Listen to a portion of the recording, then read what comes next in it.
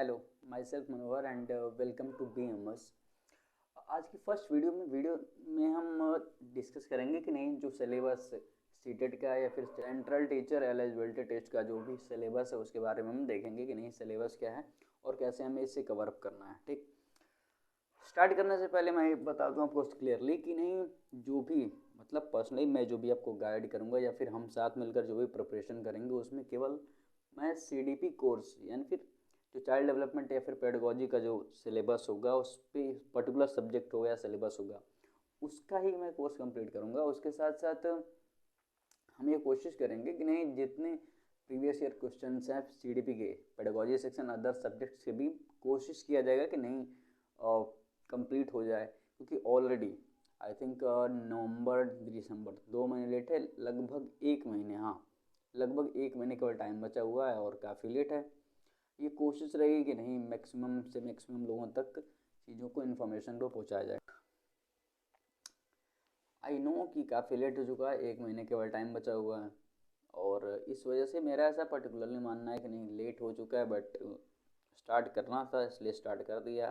I don't know कि मतलब result कैसा रहेगा ऑनलाइन टीचिंग का रिजल्ट, या फिर ऑनलाइन टीचिंग जो 1 महीने करेंगे उसके बाद रिजल्ट क्या होगा आई डोंट नो, बट ठीक है कोशिश करेंगे कि नहीं बेहतर हो, उम्मीद बेहतर की करेंगे, फिर जो होगा उसके साथ देखा जाएगा सीख कर। ठीक है, तो केवल 1 महीने टाइम बचा और 1 महीने में हमें CDP या फिर चाइल्ड डेवलपमेंट पेडागोजी को कंप्लीट करना है। ठीक है, हाँ सेक्शन केवल CDP का मैं पढ़ाऊँगा या फिर मैं ट्राई करूँगा गाइड करने का केवल CDP चाइल्ड डेवलपमेंट पेडागोजी का, बट जो सिलेबस है उसको भी हम एक ब्रीफली तौर पे या फिर थोड़े बहुत कॉन्साइज तौर पे एक बार देख लेते हैं। ठीक, child development pedagogy and pedagogy 24 जनवरी 2024 को यानी कि 24 जनवरी को आपका अगले साल या फिर जो साल आने वाला है पेपर है। ठीक है, पेपर पेन और पेपर मोड में होगा। पेपर 2 होगा वो आपका 2.5 घंटे का या फिर 150 मिनट का होगा और उस 150 मिनट में आपको 150 क्वेश्चन जो कि 150 मार्क्स के होंगे उन्हें आपको कंप्लीट करना होता है। 150 जो क्वेश्चन हैं वो हर एक क्वेश्चन 1-1 मार्क्स के होंगे, यानी कि 150 मिनट में 150 क्वेश्चन हमें सॉल्व करने होंगे। दूसरा जो पेपर होगा वो भी 2.5 घंटे का या 150 मिनट का होगा, जिसमें कि 150 क्वेश्चंस रहेंगे 150 मार्क्स के। बस बेसिक डिफरेंस ये है कि दोनों पेपर्स में हमारी जो ग्रेजुएशन में सब्जेक्ट होगी उसके बेस पे डिसाइड होगा कि नहीं हमारा जो पेपर 2 होगा उसमें हमारे क्वेश्चन कैसे होते हैं, हम कौन सी सब्जेक्ट चूज किए हुए हैं। ठीक, और लेवल ऑफ क्वेश्चन यानी कि जो प्रश्नों का स्तर होगा वो भी थोड़ा सा ऊपर हो जाता है, क्योंकि जाहिर सी बात है कि जो पहला पेपर होता है पेपर 1 आपका वो 6 से लेकर क्लास जो 6 बच्चे 6 साल से 11 साल की उम्र के बीच हैं वो जिस क्लास में पढ़ते हैं 1st to 5th उनके हिसाब से उनकी क्या पेडागोजी होगी उसके हिसाब से होता है। और जो सेकेंड पेपर होता है आपका वो 11 से लेकर 14 साल के बच्चे जो कि क्लास 6वीं से लेकर 8वीं तक की पढ़ाई करते हैं उनके लिए होता है। फाइन, सिलेबस में आपका बेसिक जो पेपर फर्स्ट होगा उसमें आपका CDP लैंग्वेज फर्स्ट सेकेंड और फिर मैथमेटिक्स और EVS पर सब्जेक्ट के 30 क्वेश्चन होंगे और हर क्वेश्चन 1-1 मार्क्स का हो, यानी कि टोटल 150 क्वेश्चन हो गए और आपके टोटल 150 मार्क्स भी हो गए। फाइन, सीटेट के जो पेपर होंगे उनमें नेगेटिव मार्किंग नहीं होती है, इस वजह से अगर ट्राई करते हैं कि नहीं 150 लगभग 150 मिनट में पूरे हम 150 क्वेश्चन सॉल्व करें तो ज़्यादा बेहतर होता है। जो सेकेंड पेपर होगा आपका वो भी टोटल 150 क्वेश्चन का होगा, ओवरऑल 150 क्वेश्चन होते हैं 150 मार्क्स के। बस वेरी डिफर ये कर जाता है कि जो आपका जो फोर्थ सब्जेक्ट पड़ेगा वो मैथ या फिर आपका अगर मान लीजिए आपने BSc वगैरह किया है तो आप मैथ एंड साइंस लेंगे और उसके साथ साथ आपके 60 क्वेश्चन होंगे। यदि सोशल साइंस के आप स्टूडेंट हैं या फिर BA या फिर BA ऑनर्स आपने किया है तो आप सोशल साइंस लेंगे जिसमें कि आपके 60 क्वेश्चन 60 मार्क्स के होते हैं, टोटल आपके 150 क्वेश्चन 150 मार्क्स के हो जाएंगे। ठीक, ये बेसिक है। अब जब बात हम करते हैं कि नहीं जो भी हमारी प्रिपरेशन होगी प्रिपरेशन पूरी तरह से यहाँ पे मैं आपकी हेल्प करूँगा CDP में या फिर पेडागोजी सेक्शन में। पेडागोजी सेक्शन में पहले अगर पेपर फर्स्ट की बात करें तो पेपर फर्स्ट में लगभग 30 क्वेश्चन यहाँ से हो गए और हर सब्जेक्ट के 15-15 पेडागोजी क्वेश्चन, यानी कि 15 ये 4 मिला के 60 और 3 60 प्लस 3 90 क्वेश्चन आपके पेडागोजी सेक्शन के पेपर फर्स्ट में पूछे जाते हैं।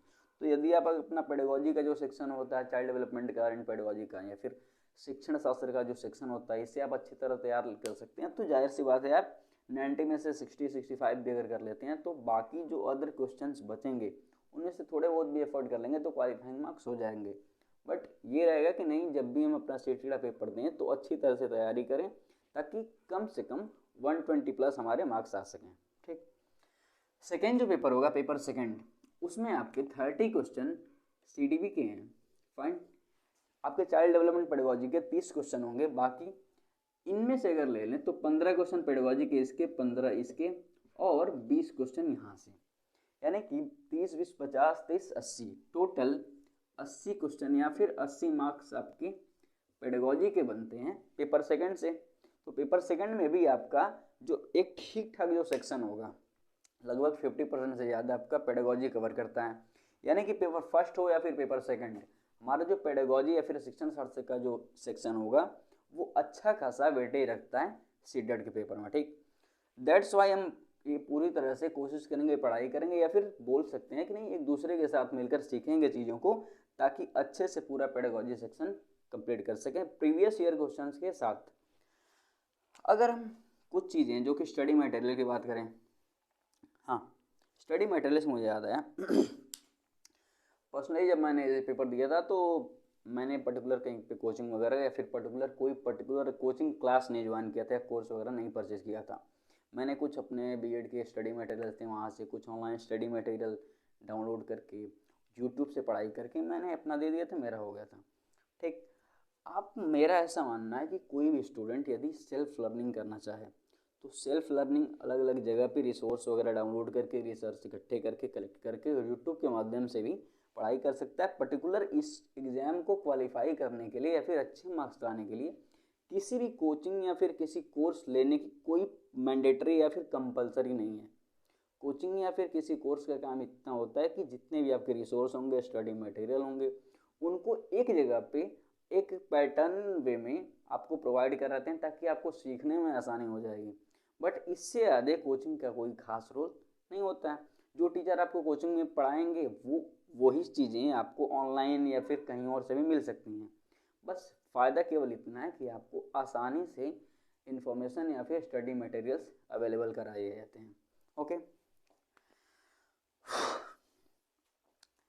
जो बेसिक्स हमारी बुक्स वगैरह होंगी वो आपकी NCERT बुक्स होंगी। NCERT बुक सीटेट जो भी एग्जाम देता है तो हमेशा जो पेपर बनाता है वो उसका एक बेस NCERT होता है। यानी कि आपको अगर बेहतर तरीके से जो भी आपके अदर सब्जेक्ट होंगे CDP के साथ साथ, जो CDP को छोड़ के बाकी जो अदर सब्जेक्ट होंगे, जब का EVS हो या फिर मैथ हो, लैंग्वेज हो या फिर SST या फिर साइंस वगैरह हो, इसमें फर्स्ट से लेकर क्लास 8 की जो SST है वो अहम रोल निभाती है। ठीक, तो आपका जो बेसिक होगा वो NCERT बुक्स होंगी। बाकी आप NCERT के साइट वगैरह पे जो भी है वहाँ पे जाकर आप डाउनलोड कर सकते हैं। वहाँ की जो समरी, जो EVS हो गया या फिर SST वगैरह हो गए, मोस्टली EVS की जो समरी होती है वहाँ से आप डाउनलोड करके अच्छे से प्रिपरेशन कर सकते हैं। ठीक, और ये रहा आपका EVS का। बाकी मैथ के लिए मैं रिकमेंड करूँगा, और मैंने थोड़ा बहुत पढ़ा था, आई थिंक 4 या 5 लेक्चर ही पढ़ा होगा, और कि एजुकेटर हैं हिमांशु सिंह, उनके यूट्यूब चैनल लेट्स लर्न पे उदय सर की वीडियोज पड़ी हुई हैं।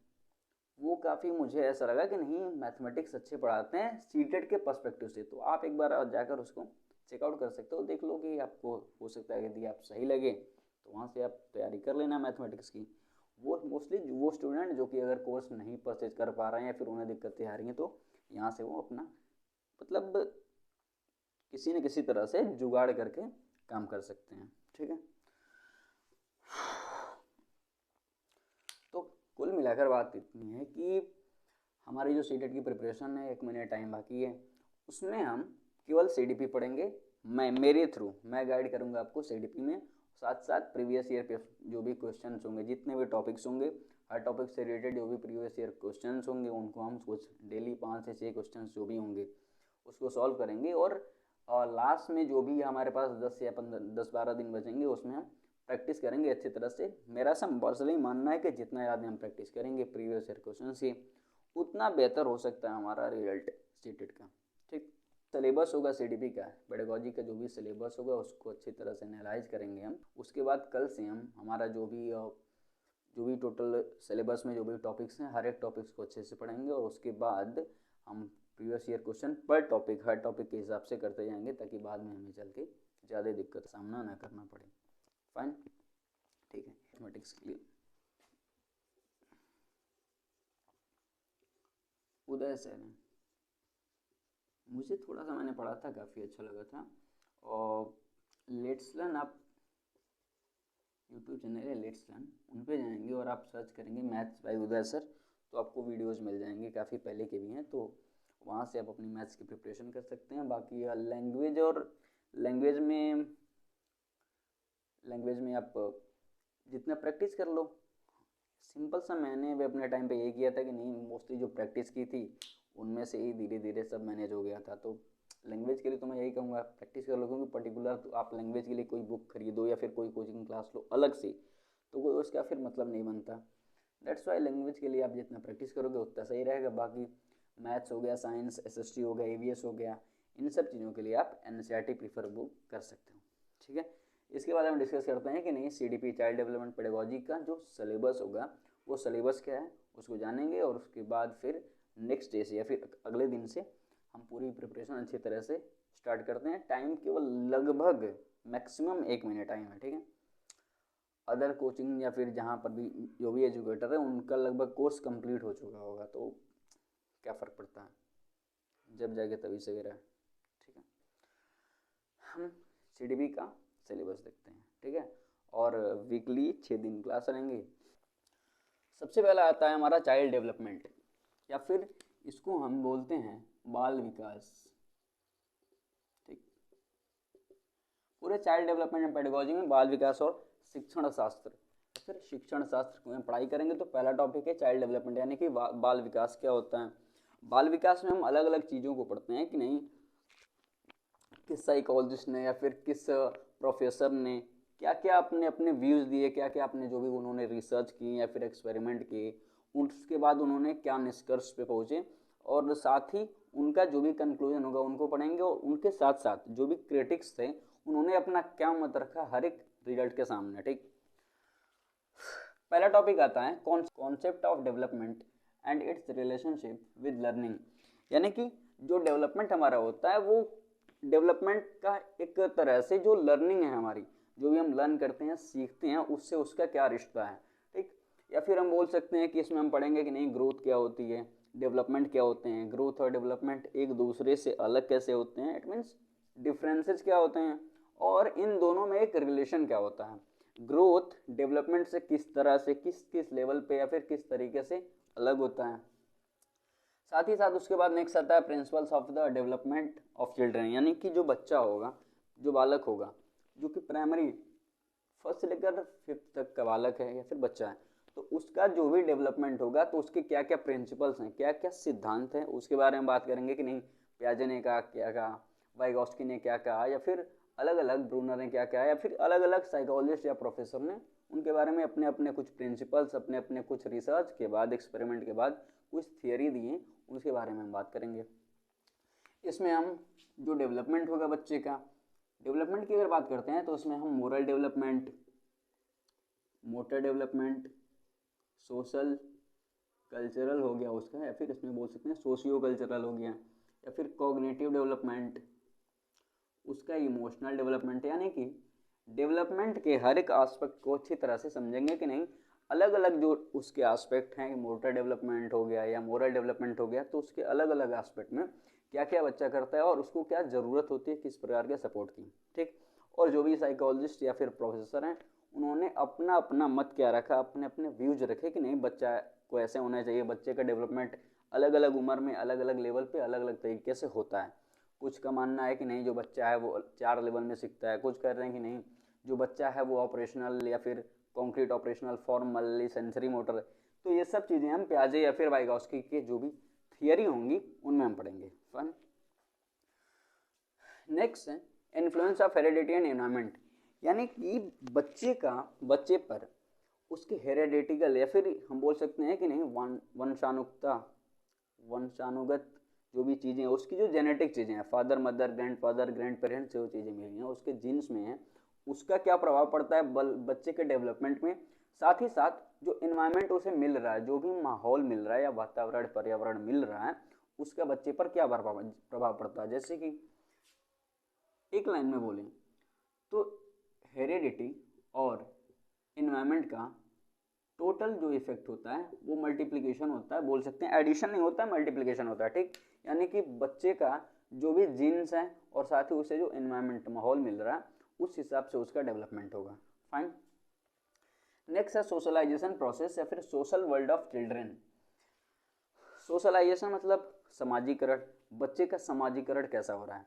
अगर बच्चा है तो वो किसी समाज में है और समाज के अंदर, सोसाइटी के अंदर है, तो उसका जो समाजीकरण है, सोशलाइजेशन, वो कैसा होता है, उसमें क्या उसे माहौल मिल रहा है। साथ जो टीचर्स हैं यानी कि बच्चे के जो भी शिक्षक हो गए या फिर जो पेरेंट्स हैं या पीयर्स उसके फ्रेंड्स हैं, उनका, उन सभी का बच्चे के ऊपर क्या प्रभाव पड़ता है। टीचर से जो जैसा रिलेशन रहेगा तो बच्चे के ऊपर उसका प्रभाव पड़ेगा। जो पेरेंट्स या फिर घर का जो माहौल रहता है उसका रिलेशन हम इस्टेब्लिश करेंगे। फिर देखेंगे कि नहीं जो बच्चे के दोस्त हैं वो कैसे हैं और उनका जो इफेक्ट पड़ता है बच्चे पे कैसा पड़ता है। साथ ही साथ टीचर्स का पेरेंट्स के साथ रिलेशन, पीयर्स के साथ रिलेशन, पेरेंट्स का टीचर और पीयर्स के साथ रिलेशन, इनके रिलेशन के बाद बच्चे पे क्या इफेक्ट पड़ता है इसको हम पढ़ेंगे। नेक्स्ट आपका पियाजे, कोलबर्ग, वाइगॉस्की। यहाँ से पियाजे से कोलबर्ग, वाइगॉस्की, ये जो टॉपिक्स हैं इनमें से इनसे काफ़ी सारे क्वेश्चंस आते हैं हर साल, हर एग्जाम में। आई मीन जितनी बार सेट के पेपर हुए हैं उनसे ठीक ठाक क्वेश्चन बनते हैं। तो हम समझेंगे कि नहीं पियाजे ने अपनी जो 4 लेवल की थियरी दी थी उसमें क्या था कि नहीं sensory motor stage, pre operational, concrete, formal operational, तो इनके बारे में पढ़ेंगे। फिर वाइगॉस्की को समझेंगे कि नहीं वाइगॉस्की ने बच्चों के डेवलपमेंट के बारे में क्या कहा, या फिर साथ ही साथ जो बच्चों का कंस्ट्रक्शन होता है, बच्चे का जो सृजन होता है या फिर उसकी सृजनात्मकता कैसे होती है, और साथ में क्रिटिकल इनके कुछ पर्सपेक्टिव को समझेंगे। फिर आता है child centred and progressive education. मतलब बच्चा जो है उसका, अगर क्लास में बच्चा है, ठीक, तो क्लास में बच्चे को एक सेंटर्ड एजुकेशन मिलनी चाहिए। मतलब फोकस बच्चे पे होना चाहिए। जो बच्चे की शिक्षा होगी वो चाइल्ड सेंटर्ड होनी चाहिए और प्रोग्रेसिव होनी चाहिए। मतलब विकास होना चाहिए बच्चे का ऐसे क्लास में जहाँ पर जो फोकस होगा वो चाइल्ड पे होना चाहिए, न कि टीचर पे। फाइन। उसके बाद हम समझेंगे इंटेलिजेंस, यानी कि बुद्धिमत्ता बोल सकते हो कि नहीं, किसने, अलग अलग लोगों ने अलग अलग अपनी थियरी दी, 1 फैक्टर थियरी, 2 फैक्टर थियरी या मल्टी फैक्टर थियरी। गार्डनर को समझेंगे कि नहीं गार्डनर ने इंटेलिजेंस के बारे में क्या कहा। देन आता है लैंग्वेज एंड थॉट, कि हमारे जो विचार हैं या फिर हमारी जो थॉट है, हमारी थॉट पहले विकसित होती है या फिर लैंग्वेज। कुछ लोग कहते हैं कि नहीं, कुछ साइकोलॉजिस्ट का मानना है कि हमारी जो लैंग्वेज है वो पहले डेवलप होती है, फिर हमारी लैंग्वेज डिफाइन करती है कि हमारा थॉट कैसा होगा। कुछ का कहना है कि नहीं, थॉट हमारी जो होती है वो निर्धारित करती है या फिर वो डिफाइन करती है कि हमारी लैंग्वेज कैसी होती है। तो हम ये समझेंगे कि अलग अलग साइकोलॉजिस्ट ने या फिर प्रोफेसर्स ने क्या कहा। Gender as a social construct, यानी कि जो हमारा जेंडर है, difference between sex and gender, या फिर जेंडर जो है वो सोशल कॉन्स्ट्रक्ट का कैसे काम करता है, ठीक। फिर जेंडर के जो अलग अलग जेंडर्स के रोल क्या हैं, जेंडर्स में जो बायसनेस की जाती है वो बायसनेस क्या है, और साथ ही साथ एजुकेशनल प्रैक्टिस क्या है अलग अलग जेंडर्स के पर्सपेक्टिव में हम समझेंगे। फिर इंडिविजुअल डिफरेंस, किसी भी डाइवर्सिटी में, भारत अगर एक डाइवर्सिटी वाला कंट्री है तो यहाँ पर डाइवर्सिटी भारत में, तो जो हमारे इंडिविजुअल डिफरेंस है, जो भी लर्नर्स हैं जो कि सीख रहे हैं उनका इंडिविजुअल डिफरेंस, हर एक लर्नर एक दूसरे से किसी न किसी मायने में अलग होगा, उनमें डिफरेंस होगा। तो हम समझेंगे कि इंडिविजुअल डिफरेंस क्या होता है, based on language, caste, community, religion, या फिर बच्चे का जो माहौल मिला है उस हिसाब से कैसे बच्चों में इंडिविजुअल डिफरेंस होता है। After that distinction assessment of learning, यानी कि assessment of learning and assessment for learning, इन दोनों में डिफरेंस क्या है, किस तरह हम असेसमेंट ऑफ लर्निंग करते हैं, किस तरह असेसमेंट फॉर लर्निंग करते हैं, इसको समझेंगे। और स्कूल बेस्ड जो असेसमेंट होता है उसको समझेंगे। साथ ही साथ CCE continuous and comprehensive evaluation को समझेंगे कि नहीं बच्चे का एवेल्युएशन कैसे होना चाहिए, बच्चे का अगर एवेल्युएशन किया जाता है तो किस तरह से किया जाए ताकि बच्चा प्रोग्रेसिव हो सके। फाइन। और उसके बाद आता है रेडीनेस लेवल ऑफ लर्नर, कि अगर बच्चा है, ठीक है, जैसे कि अगर कोई भी छोटा बच्चा है या फिर बड़ा, अगर किसी भी ह्यूमन बींग का एग्जाम्पल ले लेते हैं, तो किसी भी ह्यूमन बींग को जब तक वो सीखने के लिए, लर्न करने के लिए रेडी नहीं होगा तब तक आप उसे नहीं सिखा सकते। तो बच्चे का जो रेडीनेस लेवल है वो कैसे हम स्टार्ट कर सकते हैं, या फिर बोल सकते हैं कि बच्चे का रेडीनेस लेवल कैसे आगे बढ़ सकता है। साथ ही साथ इन्हेंसमेंट, अगर बच्चा कमज़ोर है या फिर उसका रेडीनेस लेवल सही नहीं है तो उसमें इन्हेंसमेंट कैसे लाएंगे, क्रिटिकल थिंकिंग हो गया। या फिर इसके साथ साथ अचीवमेंट की हम बात करेंगे कि नहीं, अचीवमेंट जैसे अगर बच्चा कुछ बच्चों को हम अगर कुछ बच्चा बेहतर करता है तो रिवार्ड दे सकते हैं अलग अलग मायने में, बट रिवार्ड को हम एक्सेस मात्रा में भी नहीं प्रोवाइड कर सकते कि बच्चे को इस चीज़ की आदत लग जाए। इस चीज़ को भी हम समझेंगे, ठीक।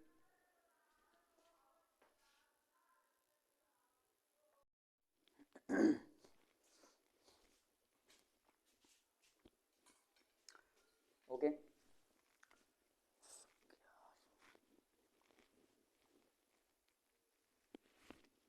ठीक।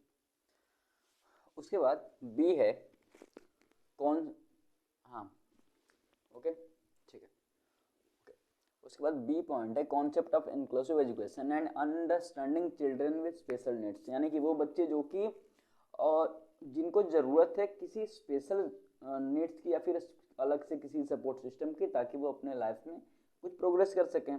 दैट्स वाई उनके लिए इंक्लूसिव एजुकेशन यानी कि समावेशी शिक्षा। इंक्लूसिव एजुकेशन का मतलब होता है कि हर एक तरह के हर एक स्टूडेंट्स को लेकर, वो स्टूडेंट्स जो कि डिफरेंटली एबल्ड हैं या फिर अलग से उनको किसी सपोर्ट सिस्टम की ज़रूरत है, उन सभी स्टूडेंट्स को एक साथ लेकर चलना हमें इंक्लूसिव एजुकेशन होता है। तो उसके बारे में पूरा पढ़ेंगे कि नहीं।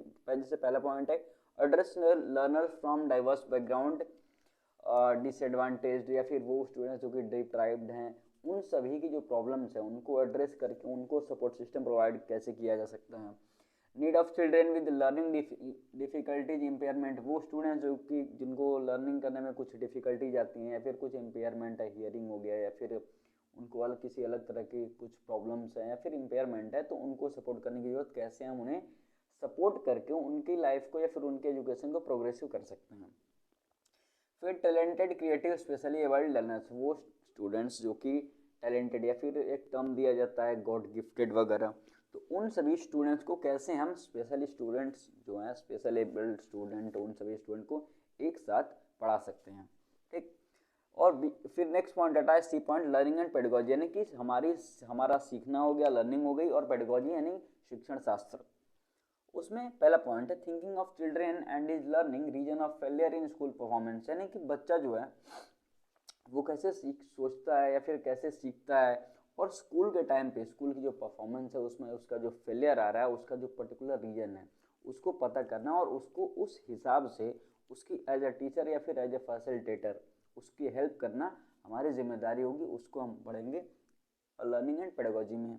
इसके अलावा basics of teaching learning children, learning strategy, learning as social activity, social context of learning, मतलब ये है कि जो भी हमारे टीचिंग या फिर पढ़ाने का या फिर लर्निंग का जो सिखाने का तरीका होगा उसके बेसिक्स क्या होते हैं, या फिर जो भी बच्चे के सीखने की जो स्ट्रेटेजी होगी वो क्या होगी। साथ ही बच्चे को समाज में रहकर किसी एक ओपन समाज में रहकर बच्चा कैसे सीखता है, समाज से, समाज में एक ओपन इन्वायरमेंट में कैसे सीखता है, उसके बारे में हम जानेंगे। फिर children problem solving and scientific problem solver and scientific investigator, यानी कि जो जैसे कि एक कोट है कि बच्चे जो होते हैं वो खुद ही एक प्रॉब्लम सॉल्वर होते हैं या फिर साइंटिफिक इन्वेस्टिगेटर हैं। तो इसको हम समझेंगे कि नहीं साइंटिफिक इन्वेस्टिगेटर का लिटरली मीनिंग क्या है। फिर alternative conception of learning in children understand children's errors are significant step in learning process, मतलब कि अगर कोई बच्चा है तो बच्चा अगर गलती करता है तो हम उसका जो लर्निंग प्रोसेस होगा उसमें उसकी गलती करना उसके लर्निंग प्रोसेस को इन्हेंस करेगा। यानी कि अगर बच्चे की इस लर्निंग में कोई एरर आ रही है तो वो एक सिग्निफिकेंट या फिर इंपॉर्टेंट स्टेप हो सकता है उसके लर्निंग का, इसके बारे में जानेंगे। Cognition and emotional motivation learning, cognition संज्ञान की हम बात करेंगे कि नहीं हमारा संज्ञान कैसे काम करता है या फिर संज्ञान क्या होता है, और इमोशन हमारा जो भावनात्मक पक्ष होता है, इमोशन जो इमोशनल स्टेट होता है, और मोटिवेशन हो गया, लर्निंग हो, इनके बारे में पढ़ेंगे।